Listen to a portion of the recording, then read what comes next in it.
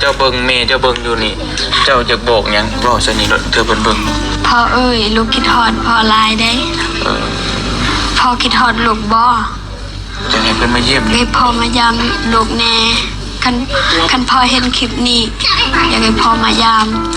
แม่โอ้คนลุกเฮาก็คิดฮอดแม่คือกันเด้อถ้าแม่เห็นลูกนี่ลูกคิดฮอดแม่แฮงคิดฮอดแฮงแพงบ่ได้ฟังพี่น้องเห็นผ่านซึ่งว่าบ่นุ่งจนให้สำคัญที่แต่หมู่บ้านน้องนั้นบ่สาลีบ่มื้อนี้ไปทางนั้นบ่มื้อนี้บ่ได้เข้ามื้อนี้เข้าบ้านน้องเดิมมื้อนี้อันบ้านห้างๆอันเจ้าลงล่าสุดนี่บ่อันนี้แล้วถามเรื่องน้องสาลีเนี่ยนิดนึงบ่เตียงโอ้ยเป็นได้ที่ไปที่มาเพิ่นถามนั่นนี่ก่อนนิดนึงเป็นลูกกำพร้ากำพร้อยบ่รู้ว่าได้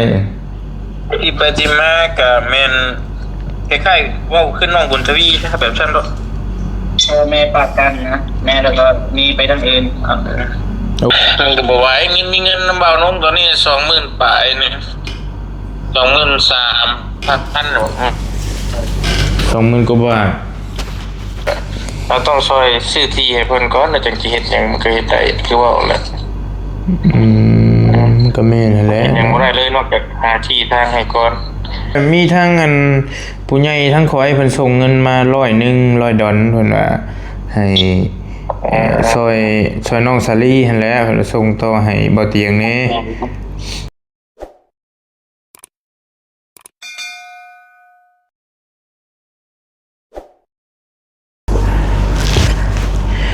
กับทักทายพี่น้องทักทายสบายดีและสวัสดีย่างบรรยากาศตอนแรงๆเนาะพี่น้องน้ำปัสกุสุคนเอาตอนพี่น้องตอนนี้บอลลี่อยู่ห้องอยู่โฮกลับมาแต่เหตุงานข้างนอกแล้วพี่น้องเนาะมื้อนี้บอลลี่พี่น้องมีข่าวดีเนาะพี่น้องเนาะมาแจ้งข่าวเรื่องเลยพี่น้องบ่ต้องว่าพร่ำทำเพลงเนาะบอลลี่ได้รับข่าวดีจากผู้ใหญ่ใจบุญเนาะทานหนึ่งเพิ่นส่งเงินมาซอยน้องสาลีพี่น้องเอ้ยเนาะน้องสาลีคนใด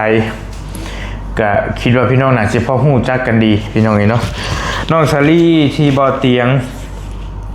เพิ่นไปซอยอยู่ณตอนนี้พี่น้องเนาะอยู่ทางแขวงเซกองที่เมืองท่าแตกพอบาลีเคยไปอยู่เท่านึงเนาะอยู่แขวงเซกองบ้านบ่าวนงบ้านทีมงานชื่อเพิ่นหลายคนเนาะทีมงานน้องๆทีมงานไอ้เพิ่นพี่น้องเอ้ยบอดี้ได้รับข่าวดีจากผู้ใหญ่ใจบุญท่านหนึ่งเพิ่นส่งเงินมาสมทบซอยน้องสาลี$100หรือว่าเป็นเงินกีบเท่ากับประมาณ2,100,000เนาะพี่น้องเนาะประมาณนี้มันแล้วแต่เรทเงินขึ้นเงินลงพี่น้องเอ้ยบางทีก็1,90,000 1,80,000แล้วแต่ถ้าเป็นตัว10ตัวเลขมันก็1,50,000บ่แล้วแต่มันแตกต่างกันนะพี่น้องเนาะบริหารก็มาแต่เฮ็ดเวียกเฮ็ดงานบริก็ได้ตอนนี้บริอยู่เซโปนได้พี่น้องเด้ออยู่เมืองเซโปนแขวงสารนเขตมาเก็บเวียกเก็บงานอยู่ทางนี้เนาะบริก็ได้มีแต่ตอนนี้เนาะทางน้องสาลีหรือว่าทางไผอีกแหละที่กำลังพี่น้องกำลังให้ความสนใจกันเข้ามาค่อนข้างร้อยเฮงตอนนี้เนาะพี่น้องเนาะที่บ่อเตียงกับทีมงานบ่าวนงเพิ่นไปช่วยเรือดันให้อยู่บอลลี่ก็ได้ประสานคุยกันอยู่กับบ่อเตียงกับทีมงานในกลุ่มว่าทางลาวใต้ทางพุ่นหันบ่อเตียงก็บอกว่ายังบ่ทันมีพี่น้องหรือว่ายูทูบเบอร์ทางใดที่เพิ่นเข้าไปช่วยเรือยังเข้าไปบ่ถึงหั่นน่ะเนาะก็มีโอกาสพังเบิ่งบอลลี่ก็แล้วแต่โอกาสแล้วแต่เหตุปัจจัยมันสมควรก็อยากลงไปเบิ่งอยู่อยากเอาเครื่องเอาของไปแจกทางนั้นเพราะยังบ่ทันเคยไปแจกจักเทื่อเด้เคยไปเทื่อนึงถ้าพี่น้องจำได้บอลลี่ไปกับบ่อเตียงน้องเมฆบ่อตูนแล้วก็บ่ยาวบ่ตอนไหนไปนำกันฮะไปเมืองท่าแตงไปเมืองดาดจึงดาวยังไล่ไปครับพี่น้องเนาะไปเทื่อนึงแล้วพี่น้องแต่บ่อเตียงมันกลับไปรอบนี้ไปเจอน้องสาลีแล้วก็อีกภัยอีกหลายเคสที่กำลังเป็นกระแสพี่น้องกำลังติดตามแต่วันนี้บอลลี่ที่โทรหาทั้งบ่อเตียงเนาะที่โทรหาทั้งบ่อเตียงให้บ่อเตียงเนี่ยเป็นธุระต่อที่เป็นสะพานบุญต่อให้บอลลี่ที่ส่งเงินให้บ่อเตียง สิส่งเงินให้บ่เตียงต่อไปซอยน้องสาลีเพราะว่ามันไกลกันเนาะบ่ลีก็บ่ได้ลงไปแล้วก็สิโทรหาบ่เตียงแล้วก็แม่นสิถามไทยบ่เตียงว่าตอนนี้กำลังซอยเหลือทางใดของน้องเพิ่นเนาะเขาเรื่องแล้วเดี๋ยวสิโทรหาบ่เตียงก่อนนัดบ่เตียงไว้แล้วเดี๋ยวสิคุยกับเพิ่นบ่มีสัญญาณใช่มั้ยเจ้านี่โอเคได้อยู่ตัวเป็นเสียงเอานี่แหละพอได้ยินมันแบบกล้องเนี่ยมันสีนั่นเนี่ยที่เราจะเสียงก็ได้ละ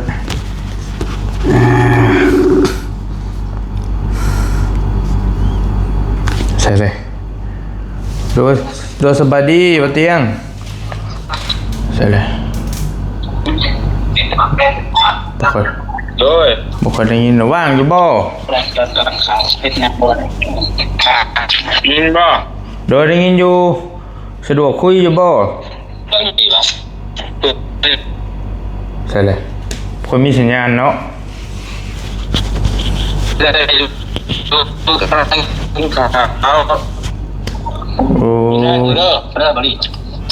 โอ้บ่าวนงก็อยู่หั่นบ่ เป็นบ่บริ ใช่แล้วมันบ่ค่อยมีสัญญาณ บ่ บ่ค่อยมีสัญญาณ น้องเราเปิดใหม่แล้วก็โทรใหม่เหมือนกัน จะโทรมาดูบ่เตียงจะโทรมาดู เออ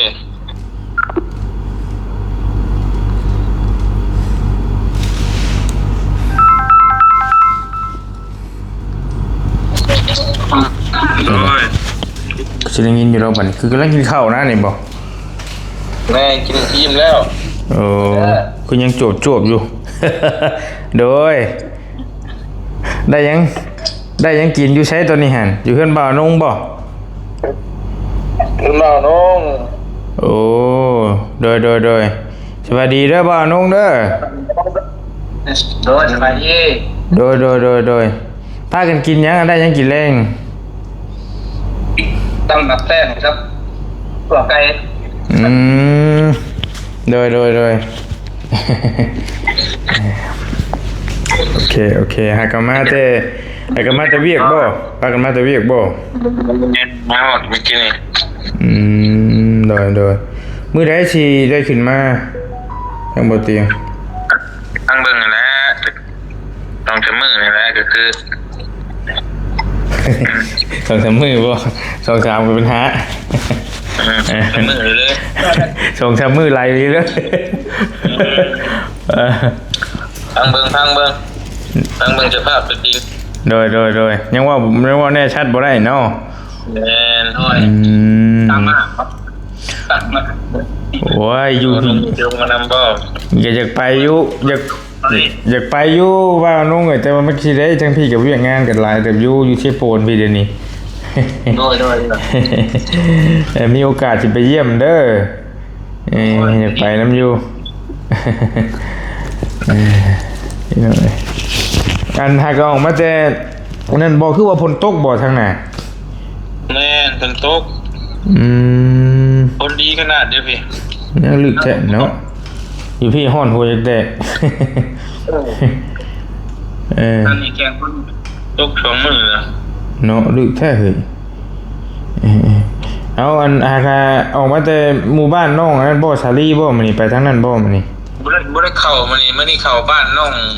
องเดิมมานี่ อันบ้านห่างๆอันเจ้าลงล่าสุดนี่บ่ แม่น เอาคนละบ้านบ่ใช่อันนั้นน่ะ เพิ่นหมู่บ้านนะ โอ้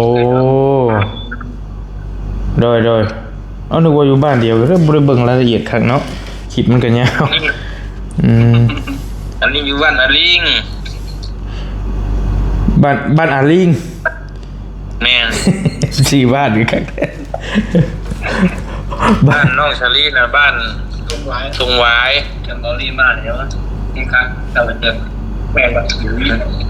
บ้านทงวาย แนะนำโดย โอ้อันยังบ่ได้ฮอดดากจริงเข้าไปเมื่อกี้บ่คนละเส้นบ่ แล้วไปคนละทาง อยู่กับเมืองมันขึ้นกับเมืองท่าแตงนี่นะใกล้ๆนะ โอ้บ่ได้ไกลบ่ได้แสฟังว่าเนาะโดย หาที่ก่อน เอามีแต่อัน ดูกันนะ อันนี้แล้วถามเรื่องน้องสาลีเนี่ยนิดนึงบ่เตียงโอ้ย เป็นได้ที่ไปที่มาเพิ่นถามนั่นนี่ก่อนนิดนึงเป็นลูกกำพร้ากำพร้อยบ่รู้ว่าได้ ที่ไปที่มากับแมนคล้ายๆว่าขึ้นน้องบุญทวีถ้าแบบฉันก็แม่ปากกันนะแม่แล้วก็มีไปทางอื่น โอ้โดย แบบน้องบุญทวีกันแล้ว โอ้แบบนั้นเลยบ่ พอมี พอเลิกกันแต่ยังน้อยพุ่นแล้วก็ล่าสุดตอนนี้ก็มีก็ไปมีผัวใหม่อะไรเอาง่ายๆก็แบบน้องบุญทวีนั่นแหละไปงานเทศกาลแล้วก็ไปเลยแล้วก็อยู่กับน้องน้ำผู้สาวไปเท่าละโอ้แล้วนั่นเป็นกกหมู่บ่แม่นเลยหมู่มีน้องจัก4 ปีจักคนหั่นน้องมีน้อง5 คน ป้าโธ่น้อง5 คนเลยได้กระจุกว่าแต่มาได้กระจุกโอ้ยเว้าแต่หึงแล้วนี่ได้แต่หึงแล้วอันได้เด้อโดยอันตอนนี้พากันอันซอยแนวใดด้านใดของน้องเพิ่นอยู่คือว่าเห็นถ่ายคลิปอันนั้นอยู่เรื่องที่เรื่องทางแหละตอนนี้นะชื่อที่ให้น้องเพิ่นว่ะโอ้โดยเอาบ่มีที่มีทางอยู่อีกบ่เนี่ยบ่แต่ใช้อยู่ที่เขาข้าวน้ำซ้ำปลาก็บ่นี่บ่ปานใดบ่คุ้มกินบ่ก็บ่มีหยังแหละบ่มีหยังเลยฮะบ่มีดิทุกคืออะไรทุกอย่างก็เลยทุกง่ายบ่โดยท่านแลเงินซื้อที่ดินที่เราละหันพ่อบ่ล่ะบ่ยังอะไรเพราะว่ายังบ่ฮู้ราคาดินใช่มั้ยตัวนี้ยังบ่ฮู้ละเอียดซ้ํหั่นดินนี่ยังบ่ทันฮู้ดินบ่มีที่ซื้อเลยไปถามก็ใช่ก็เพิ่นก็บ่ได้ขายหม่องเพิ่นก็จะขายมันก็แพงนะ6-7 หมื่นป้าโธ่มันก็บ่ไหวมีเงินนำเบาน้องตอนนี้ 20,000 ปลายนี่ 23,000 หนู20,000 กว่าบาทโอเคมีแต่ประมาณนั้นบ่มีเท่านั้นบ่เดี๋ยวนี้ฮะแม่มีตัวนี้โดยโอเคฉันมีแต่เรื่องที่เนาะสิเล็งซอยน้องเพิ่นให้ได้ตัวนี้เนาะแม่นก็เพราะมันสิเฮ็ดหยังเฮ็ดแนวอื่นมันเฮ็ดบ่ได้เด้มันสิเจาะน้ำเจาะในช่วยมันก็บ่ได้นั่นแหละเพราะมันเป็นที่ของเขาแล้วก็เราต้องซอยซื้อที่ให้เพิ่นก่อนแล้วจังสิเฮ็ดหยังมันก็เฮ็ดได้คือว่าแหละก็แม่นั่นแหละยังบ่ได้เลยนอกจากหาที่ทางให้ก่อนโอเคฉะนั้นมีทั้งอันผู้ใหญ่ทั้งขอให้เพิ่นส่งเงินมา$100เพิ่นว่าให้ซอยน้องสาลีหั่นแหละเพิ่นส่งต่อให้บ่เตียงแน่โดยขอมากดใจได้โดยมีแต่แล้วก็ยังบ่ทันได้ขึ้นมาเนาะยังอยู่จ้ะโอเคสิได้ส่งให้ซะแน่แล้วก็ไปมันจะช่วยน้องเพิ่นแบบใดก็แบบใดก็ได้ส่งแบบใดก็ได้แล้วแต่สิพิจารณาเบิ่งกับว่าในใดก็ขอสิส่งบอกตื้มก็ได้ดอกเลยโดยขอบใจโดยมีแต่ขอยสิขอบใจหลายเด้อโดยโอนให้เด้อบ่ละเด้อเพิ่นบ่ได้ให้ออกซื้อออกเสียงดอกมีแต่สิส่งให้มันเป็นเงินกีบหั่นแหละ2 ล้าน1แสนโดยขอมากดใจหลายเด้อทางผู้ใหญ่ใจบุญเนาะขอให้อยู่ดีมีแฮงเด้อที่ซอยน้องเพิ่นให้ร่ำให้รวย โดย โดยก็มันก็ได้หลาย เกิดรายละเอียดแบบตอนนี้เพิ่นยังนอนอยู่นะบ่ฮู้เพิ่นให้ออกซื้อบ่หรือว่าซอยแบบใดได้เพิ่มเติมนี่แหละขอยสิส่งบอกดอกเพิ่นยังนอนอยู่ตอนนี้ เช่บ่เป็นหยังเดี๋ยวส่งมาอีกก็ได้ โดย ไปกับท่านได้ไปคือกันแล้วก็สินอนคือกันครับ โอเคจักมือแล้วอยู่พุ่น สบายนี่ บ่สบายแน่บ่ลงมาจะคืนแล้วนี่ฮะ ลงมาเมื่อกี้เช้าเอ็ดนี่ก็ถ้าได้เติมสเจ็ด เจ็ดแล้ว นิดนึงเลยเด้ ถึงเต็มแล้วเนาะ หกมื้อแล้ว6 มื้อ พี่น้องเพิ่นจะขาดแค้นกันร้ายทางไหนกันได้เนาะ โอ้หลายแฮะ โอ้โดย ก็เป็นชนเผ่านั่นแหละชนเผ่าเกินกับบ้านเฮา แต่ว่ายังบ่ทันมีอัน YouTube หรือว่าทางใดเข้าไปช่วยเนาะ แม่ชนอะไรก็มีแต่รัฐบาล โดย แบบแบบเป็นรูปธรรมแบบนั่นโดดนะเพิ่นก็ซอยนั่นอยู่แต่ว่าเป็นในนามประชาชนเฮาธรรมดานี่ยังบ่มี แต่ก็มีหมู่บ้านนึงก็4-5หลังคาก็ประมาณนี้แหละคือกันกับชิดโปนนั่นแหละ เป็นหมู่บ้าน บางบ้านก็มี10หลังคาก็มีที่คนทุกข์นะ โอ้ก็คล้ายๆกันเนาะ ใช่กันบ้านหนึงมันก็สิมีประมาณนี้แหละ4-5หลังคา10หลังคาแล้วแต่มันก็มีผู้ทุกข์ผู้มีแน่ก็สมปันไปนั่นแหละคือกันคล้ายๆกันกับชิดโปน โอเคมีแต่นั้นได้อเสร็จแล้วก็เจ้าส่งอันนี้มาเด้อแล้วก็สิโอนให้แล้วไปจัดการให้นี่เด้อ กดใจละลายเด้อ ใจละลายโอเค ใจละลาย โอเค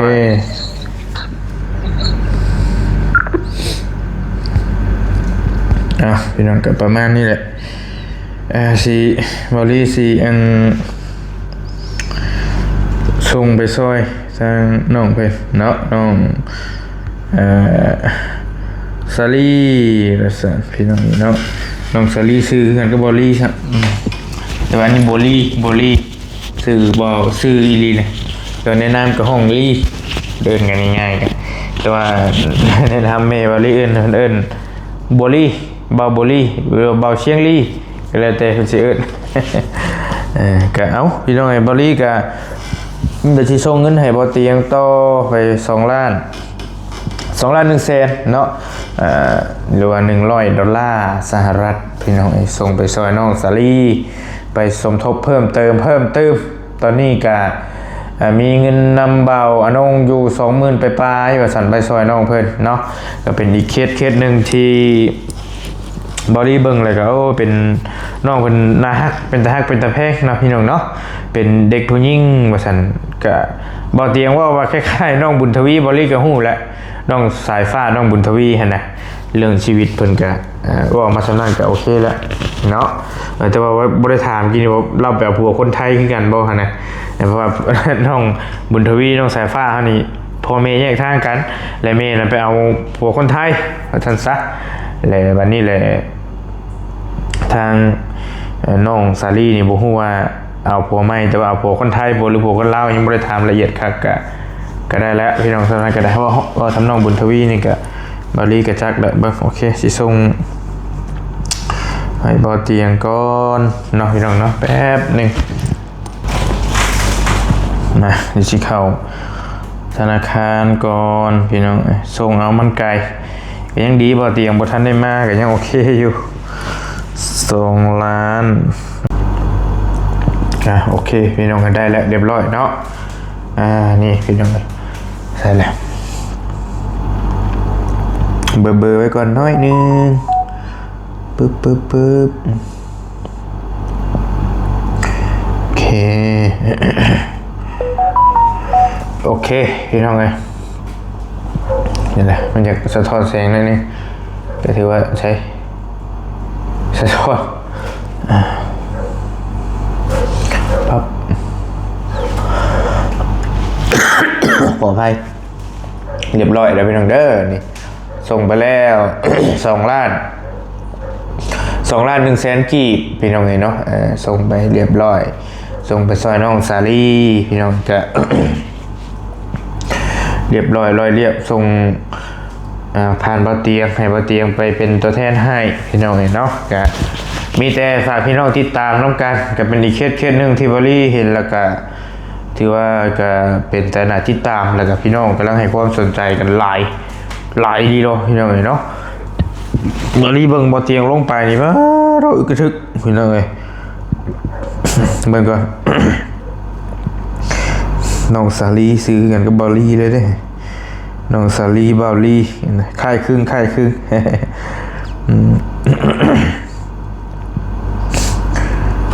ยังมีครบทุกอย่าง คือว่าจะมีพ่อจะมีแม่บ่ แม่น การที่บ่มีพ่อมีแม่มันเป็นได้นะมันยากบ่แต่มันเป็นได้ ยากแบบเงาแบบบ่มีบึงไปบึงมาของผู้อื่นน่ะมีพ่อมีแม่ส่วนเฮาบ่มี ถ้าพ่อเจ้าเบิ่งแม่เจ้าเบิ่งอยู่นี่เจ้าจะบอกหยังบอกซะนี่เธอเพิ่นเบิ่ง พ่อเอ้ยลูกคิดฮอดพ่อหลายได้พ่อคิดฮอดลูกบ่ จะให้เพิ่นมาเยี่ยม ให้พ่อมายามลูกแน่คันพ่อเห็นคลิปนี้อยากให้พ่อมายามแม่ โอ้โหคนลุก เฮาก็คิดฮอดแม่คือกัน โอ้ เด้อถ้าแม่ โอ้คนลุก นี่ลูกคิดฮอดแม่แฮงคิดฮอดแฮงแพง บอลลี่บ่ได้ฟังเลยพี่น้องเห็นผ่าน ซึ่งว่า ๆบ่าวนุ่งจนให้ สำคัญที่สุด บอลลี่ฟังเลยก็ถือว่าโอ้ยเนาะคนจนลุกน้ำพี่น่ะบางนาแตกยากๆบัดนี้พี่น้องเอ้ย อยู่นี่มันเป็นหยังจังว่ามันบ่คัก ดินเขาก็บ่ให้ จะหาเงินมาได้เถิดจักพัน อันละ60 ได้มาแล้วจะชื่อหยังนี้เงิน60 ซื้อแป้งนัวเกลือ ผมมีเงินชื่อเอาไปใช้หนี้เพิ่นเลยสมมุติว่ายืมไปล้านหนึงเนี่ยอันดอกเบี้ยเท่าไหร่400,000ที่ใช้หนี้แทนเพิ่นเด้อแทนประตูแทนของเพิ่นนั่นแหละพี่น้องอีหล่าเพิ่นว่านั่น600,000แต่ 400,000เลยเหรอ บอลลี่เบิ่งแต่หัวข้อเห็นเมื่อวานนี่เห็นว่าเตรียมบอกปลดหนี้ให้น้องสาลีนะพอน้องพูดคำนี้ฝากถึงพ่อกับแม่ทำให้ทุกคนน้ำตาร่วง แต่กับบริกรเขาฟังพอเขาฟังมื้อนี้แล้วโอ้โหเนาะตายใจกระบะไปรีโดนี่คอมเมนต์500ปลายเลยในช่องบ่เตียงคนลุกเลยฟังน้องสาลีฟังเขาบอกของน้องสาลีเพื่อนพี่น้องเองเนาะก็ฝากพี่แฝงน้องไปติดตามน้ำกันเด้อพี่น้องเด้อช่องบาเตียงทองชาแนลหรือว่าช่องบาอนงแล้วก็ทีมงานเพิ่นจะมีภายในมีหลายคนเนาะที่เพิ่นกำลังไปติดตามแล้วก็เพิ่นพาบาเตียงไปเนาะตอนนี้เพิ่นกำลังระดมทุนหรือว่าเตรียมซื้อที่ดินให้น้องเพิ่นนั่นแหละแต่ว่าเงินมันบ่พอเพิ่นอยากขาย 6-7 หมื่นว่าซั่นแต่เงินมีน้ำบาน้องมีประมาณ 20,000 ปลายมันก็เฮ็ดหยังบ่ได้แล้วพี่น้องเนาะมีแต่บริขอตัวจบคลิปพักผ่อนก่อน ขออภัยอาการก็บ่ค่อยดีปานใดเป็นไข้บริก็ยังรู้สึกสิหนาวๆมาอีกแล้วเป็นหวัดกินยาต่อกัน2มื้อเลยขอบุญขอบคุณในหลายเด้อทางผู้ใหญ่ใจดีอยู่ทางต่างประเทศเพิ่นฝากเงินมาให้น้องสาลีเนาะฝากซอยน้องสาลีให้เพิ่นอยู่ดีมีแฮงให้โชคให้มานให้ร่ำให้รวยให้เฮงๆปังๆปรารถนาสิ่งใดให้ได้สิ่งนั้นสมความมุ่งมั่นปรารถนาเนาะอย่าเจ็บอย่าจนอย่าขัดอย่าของเนาะเฮ็ดอีหยังทำหยังก็ให้ราบให้ลื่นเด้อให้ประสบผลสำเร็จทุกสิ่งทุกอย่างเนาะให้สุขภาพเข้มแข็งอยู่ดีมีแฮงสาธุสำหรับคลิปนี้บอลลี่ขอตัวจบคลิปปิดคลิปไว้เพียงสำนี้ก่อนเนาะบอลลี่พายถุงนี่คือมาไว้นิบไม้มันนิบง่ายเว้นว่าสิไปใช้ได้พี่น้องเอ้ยสินอนแล้วแหละสิอาบน้ำนอนเนาะอยู่ดีมีแฮงขอบใจหลายๆฝากติดตามเนาะตอนนี้บริอยู่เซฟปูนแล้วก็ติดตามทางใต้เนี่ยติดตามทางเหนือน้ำเนยเด้อพี่น้องเด้อทีมงานเราก็อยู่พี่หลายคู่หลายคนตอนนี้ก็ได้บ๊ายบายพี่น้องเจอกันโดย